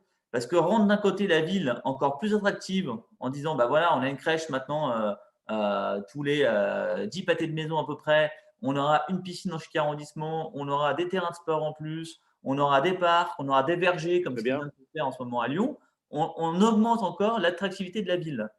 Et plus on va rendre la ville attractive, plus on va avoir des nouveaux demande qui vont venir y vivre. Sauf qu'en face, on n'amène pas du logement. Et finalement, pour moi, on va créer encore plus une tension sur un marché qui est déjà extrêmement tendu. Mais ce qu'on manque aujourd'hui, c'est de logement. Sur ces 10 ans, c'est très intéressant ce propos. Donc la métropole, avec un regard voilà, plus large que la ville, mais ce sont des élus qui sont communs. La majorité, voilà, sans parler de politique, s'est inversée sur les deux collectivités territoriales, considère aujourd'hui que le job a été fait en matière de logement et on lève le pied de l'accélérateur. Ils considèrent que le job a été fait en termes de logement par rapport aux éléments d'équipement commun. On n'a pas assez investi sur les éléments communs, crèche, piscine, etc., où il y a un manque. Effectivement, avoir une place en crèche, c'est compliqué. Mais c'est compliqué, il y a d'autres solutions, mais il faut aussi quand même investir sur la partie logement. Et la réponse aujourd'hui est vraiment de dire, nous avons 10 ans d'avance. Donc, frein sur les permis de construire, remise en cause de certaines choses, et finalement, moins de logements. Mais le déficit d'offres n'arrangera absolument pas les choses. Et est-ce que ce concept, tout à l'heure, Séverine de Comprignac nous disait on a pris beaucoup de retard et la volonté n'y est pas, ce sont ses propos, sur le Grand Paris. C'est la région la plus malade en termes de cherté et de manque de logement. On entendait le propos de Camille pour Bordeaux, le Grand Bordeaux. Il y a un concept de Grand Lyon. Est-ce qu'il a pris du retard? Est-ce qu'on peut encore imaginer une décongestion du marché locatif parce que Lyon est très attrayante, mais grâce aux infrastructures, on pourrait aller vivre, aller à 10, 20 km et être très heureux et venir étudier à Lyon, venir travailler à Lyon. Quelle solution on peut imaginer en termes d'aménagement du territoire et de renforcement de l'offre nécessaire? Alors là, j'ai l'impression de reprendre les termes de notre président de métropole et notre maire de Lyon, mais en l'occurrence, lorsqu'on nous a rencontrés au mois de septembre avec l'ensemble de la FNEIM, les réponses ont été, voilà, on est grosso modo suffisamment nombreux aujourd'hui dans la municipalité, dans la métropole. Il faut sortir de cette métropole et aller finalement créer des pôles d'attractivité en dehors de la métropole. On nous a cité systématiquement la vallée du Gier. Je ne sais pas si vous connaissez Rive de Gier, mais je vous invite à aller visiter cette ancienne cité industrielle et sidérurgique, ou la vallée de la Turdine, qui sont quand même relativement éloignés de Lyon. Et si demain une entreprise venait avoir l'idée de s'installer à Lyon, on nous dit mais non, il faut s'installer en dehors. Sauf qu'aujourd'hui, quelqu'un qui vient s'installer à Lyon veut être dans la métropole, veut travailler dans la métropole, veut pouvoir vivre dans la métropole, veut sortir dans la métropole, aller au cinéma, au théâtre, tout ce qu'on veut. Il vient pour la métropole de Lyon. Aujourd'hui, elle est attractive. Et il faut quand même maintenir cette attractivité, il faut continuer de construire. Et la solution, elle ne passe pas uniquement par tout envoyer à l'extérieur. Ça peut être Saint-Étienne, ça peut être Villefranche-sur-Saône, ça peut être Bourgoin-Jallieu. Bien sûr. Il y aura certainement des axes de développement à faire avec ces villes proches qui gravitent autour de Lyon et dont on a besoin et dont ils ont besoin aussi de Lyon. Mais tout ne pourra pas partir à l'extérieur. Une question perverse, c'est le droit de l'animateur. Sur ce sujet-là, vous avez fait front commun, Unis et FNAIM, parce que face à une difficulté de dialogue comme ça avec des élus, bah, voilà, j'ai la naïveté de penser que c'est mieux d'être soudés. Vous l'avez été ou vous avez eu des nuances qui vous ont empêché de le faire, hein? Non, on a la même ligne, hein, on partage les mêmes valeurs, les mêmes combats, donc on est toujours d'accord avec l'UNIS. Et si par malheur l'un n'assiste pas à un rendez-vous avec l'autre, de toute façon, la voix qu'il porte emporte l'UNIS et la FNAIM. D'accord, parfait, très bien. Cette demande, bon, ça y est, elle est dans le marbre, la demande en tout cas, faite, exprimée par Lyon. Est-ce que, je vous posais la même question à Bordeaux, hein, mais un retour en arrière, une palinodie est possible ou c'est fini, c'est trop tard? De toute façon, vous allez avoir cet encadrement. Enfin, de toute façon, on va avoir l'encadrement. Après, dans les propos de nos politiques aujourd'hui, je trouve que c'est beaucoup plus nuancé entre ce qui a été dit en juillet au moment de l'élection et ce qui est dit maintenant. Là, je reprends les termes de Renaud Père dans le Figaro hier, qui disait que, pour ne pas le trahir, il ne faut pas fantasmer sur cette mesure. On n'est pas en train de dire qu'on va baisser les loyers. Ce qu'ils veulent, c'est encadrer finalement l'augmentation des loyers. Alors, entre le discours qu'il tient et la réalité, il y aura certainement quand même une baisse, hein. Mais leur volonté, c'est quand même, a priori aujourd'hui, d'être un petit peu soucieux quand même de l'investisseur qui a acheté, parce que on a besoin de ce parc-là pour loger les gens dans Lyon. Et Bien sûr, on bien ne sûr. passera pas par le parc social. Tiens, une question. Alors, je prends le contre-pied de ce que disait ton confrère Olivier Dumas pour Lyon. Moi, j'avais mis cette hypothèse quand l'encadrement est arrivé à Paris, enfin est arrivé tout court, hein, à Paris puis à Lille, c'est que cette complexité, Olivier tout à l'heure décrivait ce qu'on connaît bien à Paris, hein, c'est-à-dire une grille très complexe avec finalement, en croisant la localisation, les dates de construction, la typologie, on va dire que c'est complexe. C'est-à-dire que là, on pouvait fixer son loyer plus aisément. Ben, si on veut respecter la réglementation, il va falloir regarder de près. Est-ce que ça peut conduire des investisseurs à venir davantage vers les régisseurs, comme ça qu'on dit, sur le thème, bon, ben, il y a une contrainte administrative, je veux la respecter, je ne veux pas m'embêter avec ça, je ne veux pas me mettre en difficulté. Il y a la possibilité également de faire valoir des prestations exceptionnelles, je ne veux pas me faire avoir, si c'est le cas, j'en profite, autrement non. Est-ce que ça peut détourner vers vous des bailleurs? Ou l'inverse, Olivier soutenait l'inverse, hein, mais… Alors moi, je pense comme Olivier. J'en doute fortement et mon expérience, moi je suis membre de la commission de conciliation des rapports locatifs à la préfecture de D'accord. Lyon. On voit que finalement, quand la loi n'est pas respectée, c'est à 95% par des propriétaires qui gèrent en direct, qui, de bonne foi ou pas, ne respectent pas la loi. Alors, ça peut être sur le dépôt de garantie qui n'est pas restitué dans les délais, sur des retenues qui sont complètement abusives, Bien des sûr. forfaits de charges qui sont dénués de bon sens. J'en passe et des meilleurs, hein, des clauses du bail où il est indiqué qu'au départ du locataire, le locataire doit remettre à neuf l'appartement. Jamais on pourrait voir ça chez un professionnel. Donc, je pense que pour l'encadrement des loyers, ça va être tout à fait la même chose. Les professionnels respecteront à la règle parfaitement parce qu'on n'a pas le choix. Les sanctions sont bien trop importantes. Par contre, on va non seulement pas avoir de nouveaux clients qui vont venir nous confier la gestion de leurs biens, mais on a des clients qui vont nous dire « vous respectez la loi, moi, je ne souhaite pas la respecter parce que la probabilité pour qu'il y ait un contrôle par la brigade qui va être créée par Est faible. municipale, elle est ultra faible. Donc, je préfère reprendre mon bien, gérer moi-même, louer plus cher, effectivement, pas respecter. Et puis, je serai bien tranquille. De toute façon, je n'aurai pas un contrôle et je n'aurai pas une sanction. » Donc, le risque, c'est vraiment que finalement, celui qui va être perdant sur tous les tableaux, ce sera le locataire parce qu'il sera logé, il paiera plus cher que le prix prévu par l'encadrement. Il aura un bail qui sera dans l'hyper conforme. Il n'aura peut-être pas tout le diagnostic pour avoir connaissance des performances énergétiques de son bien, par exemple. Et à la fin, son dépôt de garantie ne lui sera peut-être pas forcément restitué. Donc, il n'y en a vraiment qu'un qui sera vraiment perdant, ce sera le locataire. Merci beaucoup, Vincent, c'est très clair. Benjamin Darmoni a demandé la parole et puis moi, j'avais une question à lui poser parce qu'elle est venue dans le chat il y a déjà quelques minutes. Ces questions de déplafonnement, alors je rappelle, hein, quand le logement a des caractéristiques exceptionnelles, je crois que c'est le terme qui avait été retenu finalement dans la loi, on peut sortir des loyers médians et des limites.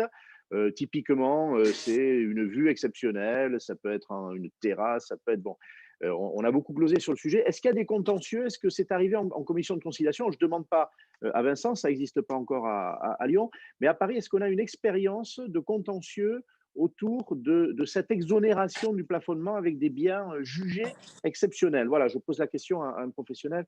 Benjamin en l'occurrence. Et puis il avait une observation, une question. Benjamin. Oui, je voulais faire une observation pour rejoindre Olivier Dumas sur les questions et les interrogations que Lyon a aujourd'hui.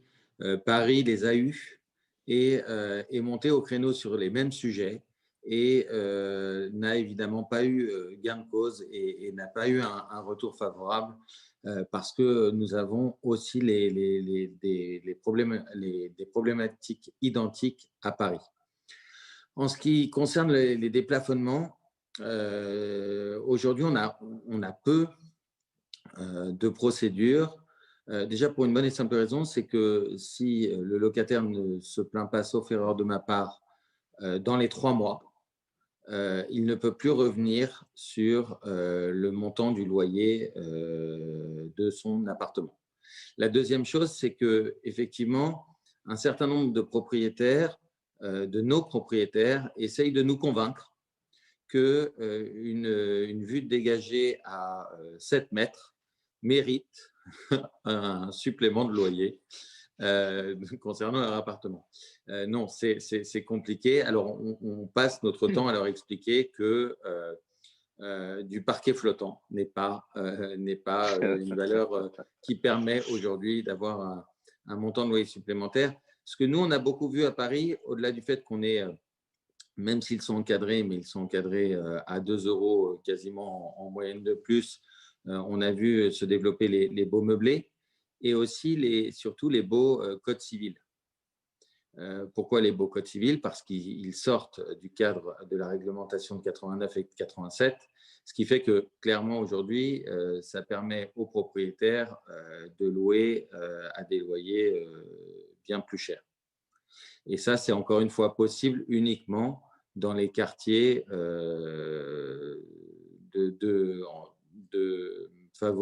j'allais dire favorisés, non, mais dans des quartiers du Triangle d'Or, par exemple, qui permet aujourd'hui aux expatriés de vouloir être au cœur de ces quartiers et qui sont prêts à en payer le prix. Merci beaucoup. Excuse-moi Henri, sachant qu'on est bien d'accord que pour aujourd'hui louer un appartement avec un bail code civil, il faut louer à une société parce que si on loue à la personne physique, on prend le risque de requalification et la requalification en résidence principale coûte très cher au bailleur. Je voulais retourner vers Jean Beauvieux.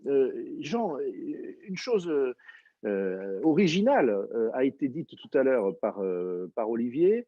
Je ne vais pas demander à Vincent s'il s'associait à cette crainte. C'était que finalement, ce mécanisme d'encadrement, je rappelle qu'on calcule des loyers médians, ça c'est un constat, hein, tu pourras nous expliquer, l'économiste, ce que c'est qu'un loyer médian. En tout cas, on va dire que là encore, c'est le miroir de la réalité des loyers. Je reprends le terme allemand traduit. Et puis, on peut fixer son loyer 20% au-dessus ou 30% en dessous. Bon. Donc, on a une fourchette large. La crainte tout à l'heure, c'était de dire, finalement, on va de toute façon, dès qu'on parle encadrement, on l'a vu dans le neuf, c'est vrai, avec la défiscalisation, on va se mettre plutôt au taquet, comme on dit, qu'on ne va rester modéré. Est-ce qu'il y a un risque que l'encadrement, est-ce qu'on l'a constaté à Paris, hein, loin de calmer le jeu, fasse augmenter les loyers et qu'on se mette au maximum? Ce n'est pas impossible, parce que en fait, on a déjà l'exemple des plafonds de loyer pour les avantages fiscaux en investissement locatif. Et il se dit, alors bon, c'est difficile à vérifier, mais il se dit qu'effectivement, les loyers plafonds, finalement, servent de référence et que les investisseurs qui ne connaissent pas forcément grand-chose au marché, surtout quand ils investissent à 500 km de chez eux, c'est leur repère. Alors effectivement, il doit y avoir des déconvenus, hein, mais alors est-ce que c'est alors la première question, c'est est-ce que ça peut servir de référence? Je pense que oui. Deuxièmement, est-ce que ça peut faire augmenter les loyers ou est-ce qu'il va y avoir des gens qui ne vont pas se retrouver à demander des loyers qui sont au-dessus du marché et qui auront du mal à trouver des locataires? C'est une possibilité aussi, ça. Mais les agents immobiliers sont mieux placés que moi pour le dire, je crois. Tu n'as pas d'éléments non plus. Je posais la question tout à l'heure à Benjamin, et puis elle était posée surtout dans le chat, sur l'utilisation de la possibilité de sortir de l'encadrement pour prestations exceptionnelles. Il n'y a pas de chiffres, on n'a pas d'éléments là-dessus. Non, on n'a ni rien. Sur l'utilisation, ni sur la contestation éventuelle. Non, on n'a rien. Et alors là, je me demande si même quand on aura quand on aura les bilans des commissions de conciliation, on en saura sans doute un peu plus. On saura si les loyers qui dépassent et qui sont demandés le sont au prétexte de ce caractère exceptionnel. Mais pour ça, il faut encore que le dossier aille devant la commission de conciliation. Donc, pour les autres, on ne sait pas du tout. On peut aussi imaginer, on parle de commission de conciliation, bon, c'est un stade normalement très précoce, bien avant d'aller au tribunal. Il peut aussi avoir un dialogue entre un locataire qui constaterait qu'un loyer n'a pas été, ne respecte pas la grille, et puis le propriétaire, voire le professionnel, si le professionnel lui-même a été distrait. Il y a aussi des choses qui peuvent échapper à toute statistique parce que ça va se passer de gré à gré, non? En principe, dans les statistiques, il y a les loyers observés. Alors, ce qu'on ne sait pas, c'est si le loyer dépasse, c'est pourquoi? Est-ce que c'est la volonté délibérée de contourner la loi? Est-ce que c'est de bonne foi le propriétaire qui pense que son logement est exceptionnel? Est-ce que c'est la méconnaissance? On n'en sait rien pour le moment. Moi, je n'ai aucun élément statistique qui me permette de porter des jugements. D'accord, parfait. Je voudrais revenir vers Camille Falacci parce que j'ai posé des questions tout à l'heure aux Lyonnais et je voudrais son avis aussi. Est-ce qu'il y a un espoir d'assouplissement, de dialogue plus fructueux, même si la demande a été exprimée très clairement, Camille, par les élus bordelais et par d'autres, mais qui n'ont pas eu gain de cause, hein, tu nous le rappelais. Est-ce qu'il y a un espoir d'amélioration? Tout à l'heure, Vincent disait il n'y a pas aujourd'hui l'arrogance des premiers jours de la part des élus lyonnais. Est-ce que c'est pareil à Bordeaux? Est-ce qu'il peut se passer quelque chose? Et est-ce qu'au moins le discours est moins violent ou peut être moins violent envers les propriétaires bailleurs ou les hauts gestionnaires? Ben, écoute, l'espoir fait vivre. Néanmoins, non, à ce jour, il n'y a pas eu de discours mitigé, changeant, nous amenant peut-être à une réflexion autre.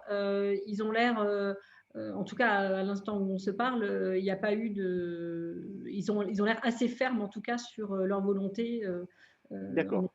Bordeaux dans le dispositif. Alors, je vais accueillir avec beaucoup de plaisir en le remerciant d'être avec nous malgré un agenda parlementaire qu'on connaît, qui est d'une rare densité. Guillaume Vuilletet, c'est un honneur de l'avoir avec nous. Je l'ai dit quand il n'était pas encore là. C'est un parlementaire qui connaît très bien les questions de logement et il les connaissait bien avant même d'être élu. C'était pour lui un sujet de recherche, d'observation professionnelle et il a beaucoup travaillé sur les questions de logement indignes, missionné par le gouvernement en 2018. Il a signé un rapport qu'on a pour beaucoup d'entre nous en tête. Aujourd'hui, vous avez en tête, monsieur le député, je vous salue, je ne vous ai pas encore vu, mais je sais que vous êtes avec nous. Si, je suis là, oui, voilà, merci beaucoup. Donc, vous n'avez pas pu écouter tout le débat. Bon, très clairement, aujourd'hui, si je devais en quelques phrases synthétiser, des craintes à Bordeaux et à Lyon. On a des représentants professionnels de l'administration de biens de ces deux villes-là qui ont demandé l'encadrement. parmi beaucoup d'autres villes, hein, une trentaine. Il y en a en région parisienne, des agglomérations entières, hein, et puis des villes de région. Bordeaux et Lyon sont avec nous. On aurait pu également citer Grenoble ou Villeurbanne. Votre sentiment sur la qualité de cette solution. Alors, le législateur n'est pas revenu sur le principe avec la loi Elan. Il a aménagé l'encadrement créé en 2014, mais Emmanuel Macron n'a jamais dit que ce serait supprimé. Le Parlement ne l'a pas supprimé. L'outil existe. La preuve, des maires font la demande, et c'est ce qui est prévu, que leur soit accordée la possibilité d'encadrer les loyers. Votre regard là-dessus, d'élu local aussi, parce que vous l'avez été, bon, et en région parisienne, on est de toute façon sur des marchés tendus, et donc votre regard à la fois de parlementaire et de spécialiste des marchés locaux, et votre connaissance des élus locaux est très grande aussi. Écoutez, merci beaucoup de tant de louanges qui semblent tout à fait déméritées. Alors, vous ne les avez pas volés. Mille excuses parce que j'ai des bribes de débat. Je suis à la commission des lois et nous sommes en train d'auditionner en ce moment le garde des Sceaux sur la justice des mineurs, ce qui fait qu'il y a une sorte de petite schizophrénie qui intervient pour tout ça. Donc, je vais essayer de ne pas raconter trop de bêtises et je serai obligé assez vite de retourner en séance de commission. Je pense qu'il y a une erreur qu'il ne faut pas faire d'une manière générale en matière de logement, c'est de penser qu'il y a un mot magique. Et l'encadrement des loyers, de la même façon que le permis de louer, de la même façon que nombre de choses, sont des mesures dont on peut discuter l'utilité. Je pense qu'elles peuvent en avoir, mais penser que c'est une sorte de sésame absolu qui va permettre d'éviter la hausse des loyers, d'apporter à tout le monde un logement en bon état, c'est juste faux. Ce qui n'empêche pas que les outils puissent être utiles, mais il ne faut pas leur donner plus de portée. Un tournevis, ça sert à serrer des vis, ça ne sert pas à faire autre chose que cela, et pour moi à raboter une planche. Donc, sur ce plan-là, je pense qu'il peut y avoir une utilité à l'encadrement des loyers, qui est une décision d'abord politique, qui est une décision d'affirmation que les édiles d'un territoire, que ce soit une commune ou une intercommunalité, veulent donner le signal aux propriétaires, à ceux qui investissent sur leur territoire, qu'ils ne peuvent pas compter sur une trop forte hausse des loyers dans le futur.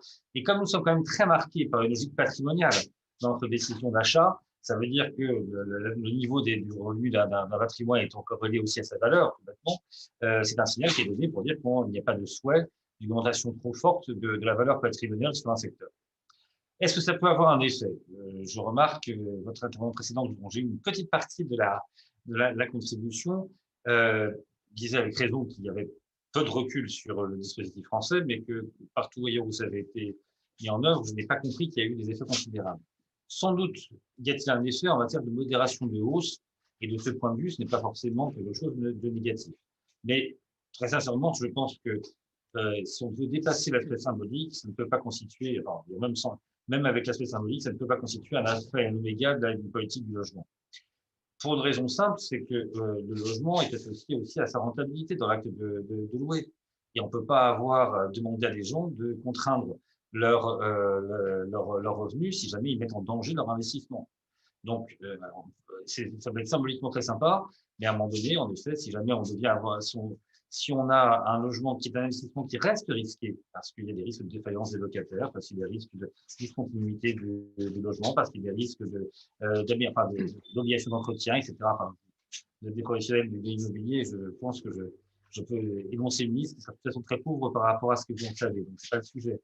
Mais donc, si jamais on arrive à une rémunération qui est comparable à un actif non risqué, on va avoir des phénomènes d'éviction tout bêtement, et que c'est pas le but de la manœuvre. Bien sûr. Mais dans l'autre sens, j'allais dire un peu en provocation, moi je connais un encadrement des loyers qui est lié à d'autres mesures, parce qu'il faut avoir un encadrement des loyers qui permette d'avoir aussi une augmentation de l'offre, et c'est ça la véritable augmentation des loyers. C'est quand il y a une offre supplémentaire sur un marché qui permet de faire baisser les prix. Aujourd'hui, dans la métropole, c'est très compliqué à obtenir parce que les tensions sont trop fortes, mais on a des dispositifs d'encadrement. Le Pinel dans les zones tendues, autant je suis l'adversaire résolu dans les zones B, 2 et C, pour des raisons qu'on pourra revenir, mais que je ne pense pas que ce soit au cœur de notre débat aujourd'hui. On en aura sur le sujet. J'imagine bien. Autant je pense qu'en zone tendue, c'est quoi le Pinel? C'est encourager un investissement en contraignant sa rentabilité par des incitations fiscales et avec une modération des loyers, puisqu'il y a un loyer qui est plafonné dans ce cadre-là. On va d'ailleurs revoir le mécanisme de plafonnement associé au Pinel. Hein. C'est clairement ce que dit la ministre.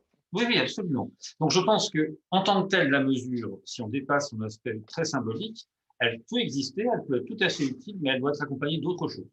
Et donc, l'autre chose, c'est de faire en sorte qu'on puisse drainer vers le logement une épargne privée qui soit du coup soit sécurisée et ou avec une rentabilité minimum. Quand je parle de sécurisation, je ne parle pas là, je parle pas de revenus, mais je parle peut-être d'encourager l'intermédiation locative qui fasse et les systèmes de garantie qui fassent que le revenu des bailleurs soit garanti.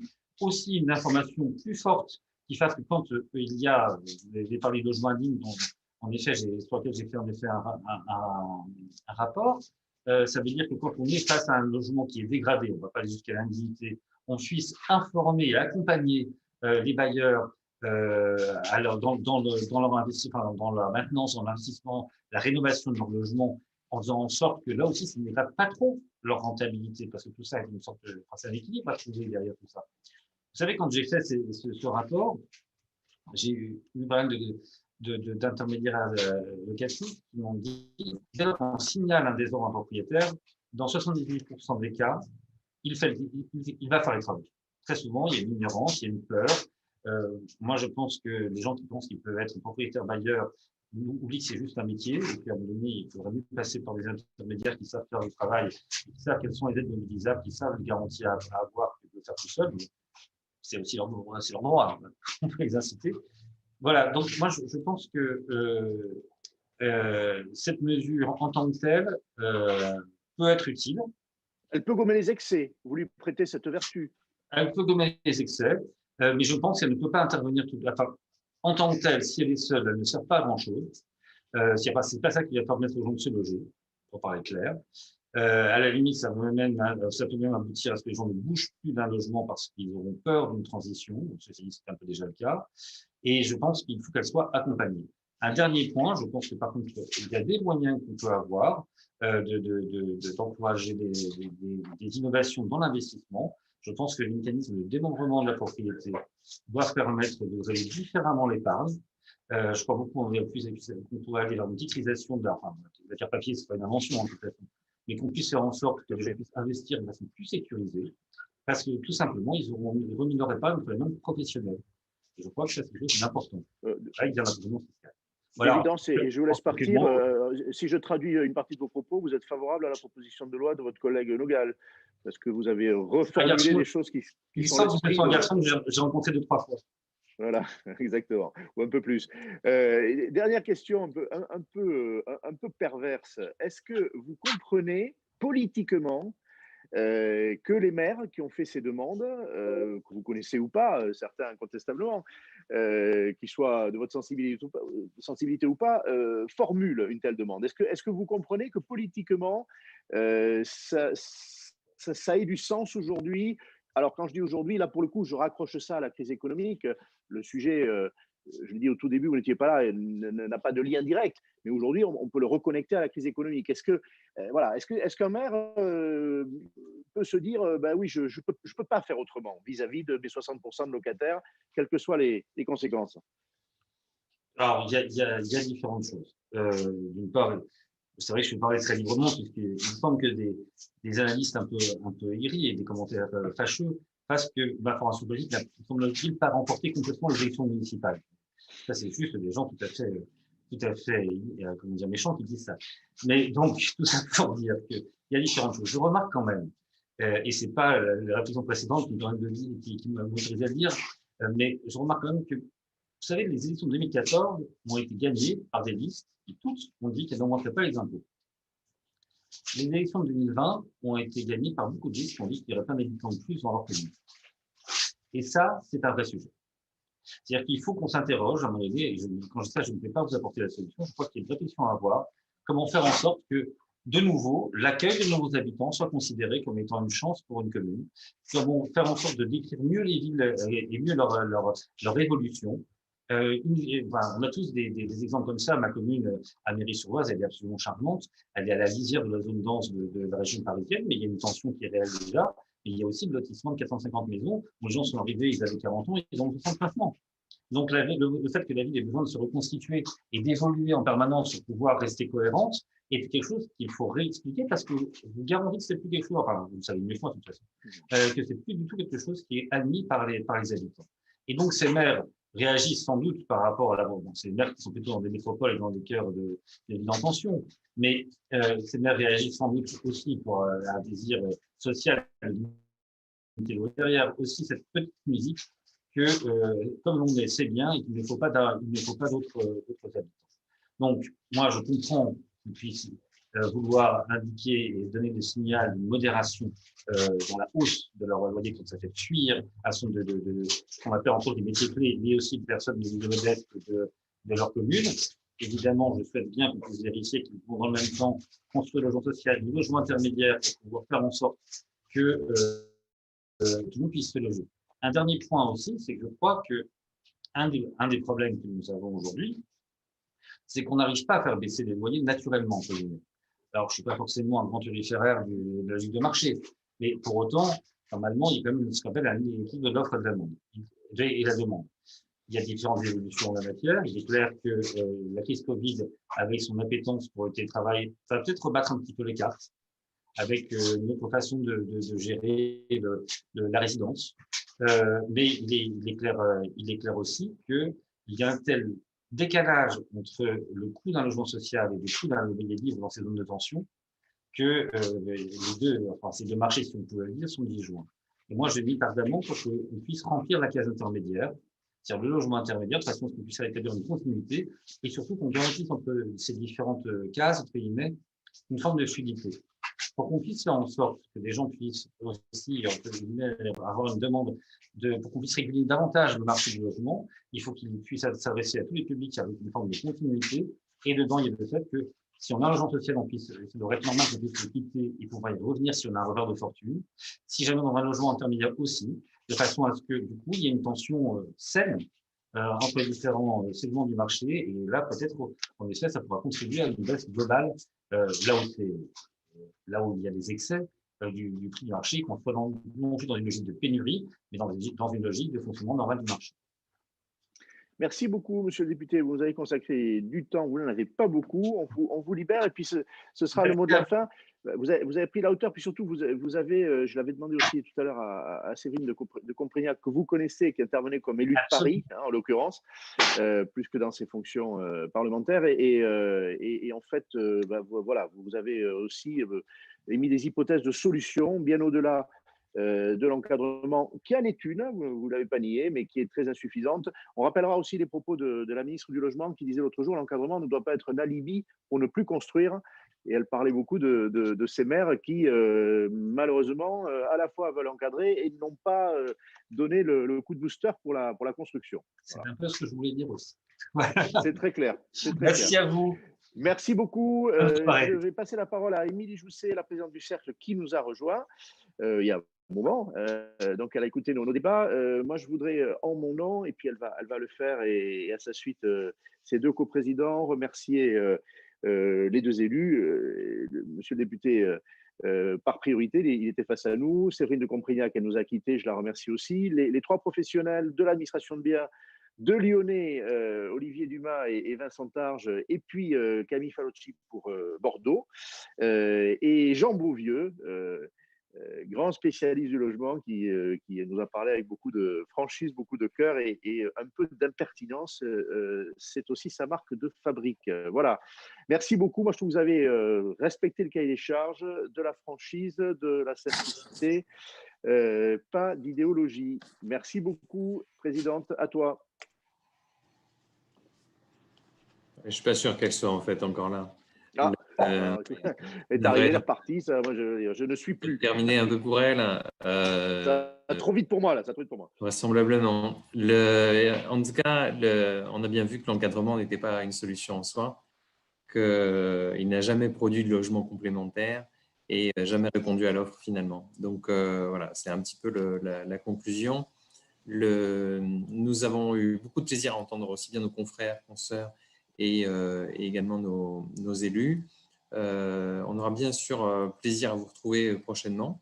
En effet, un rythme maintenu et un horaire légèrement différent pour s'adapter en fait aux nouvelles dispositions d'écoute.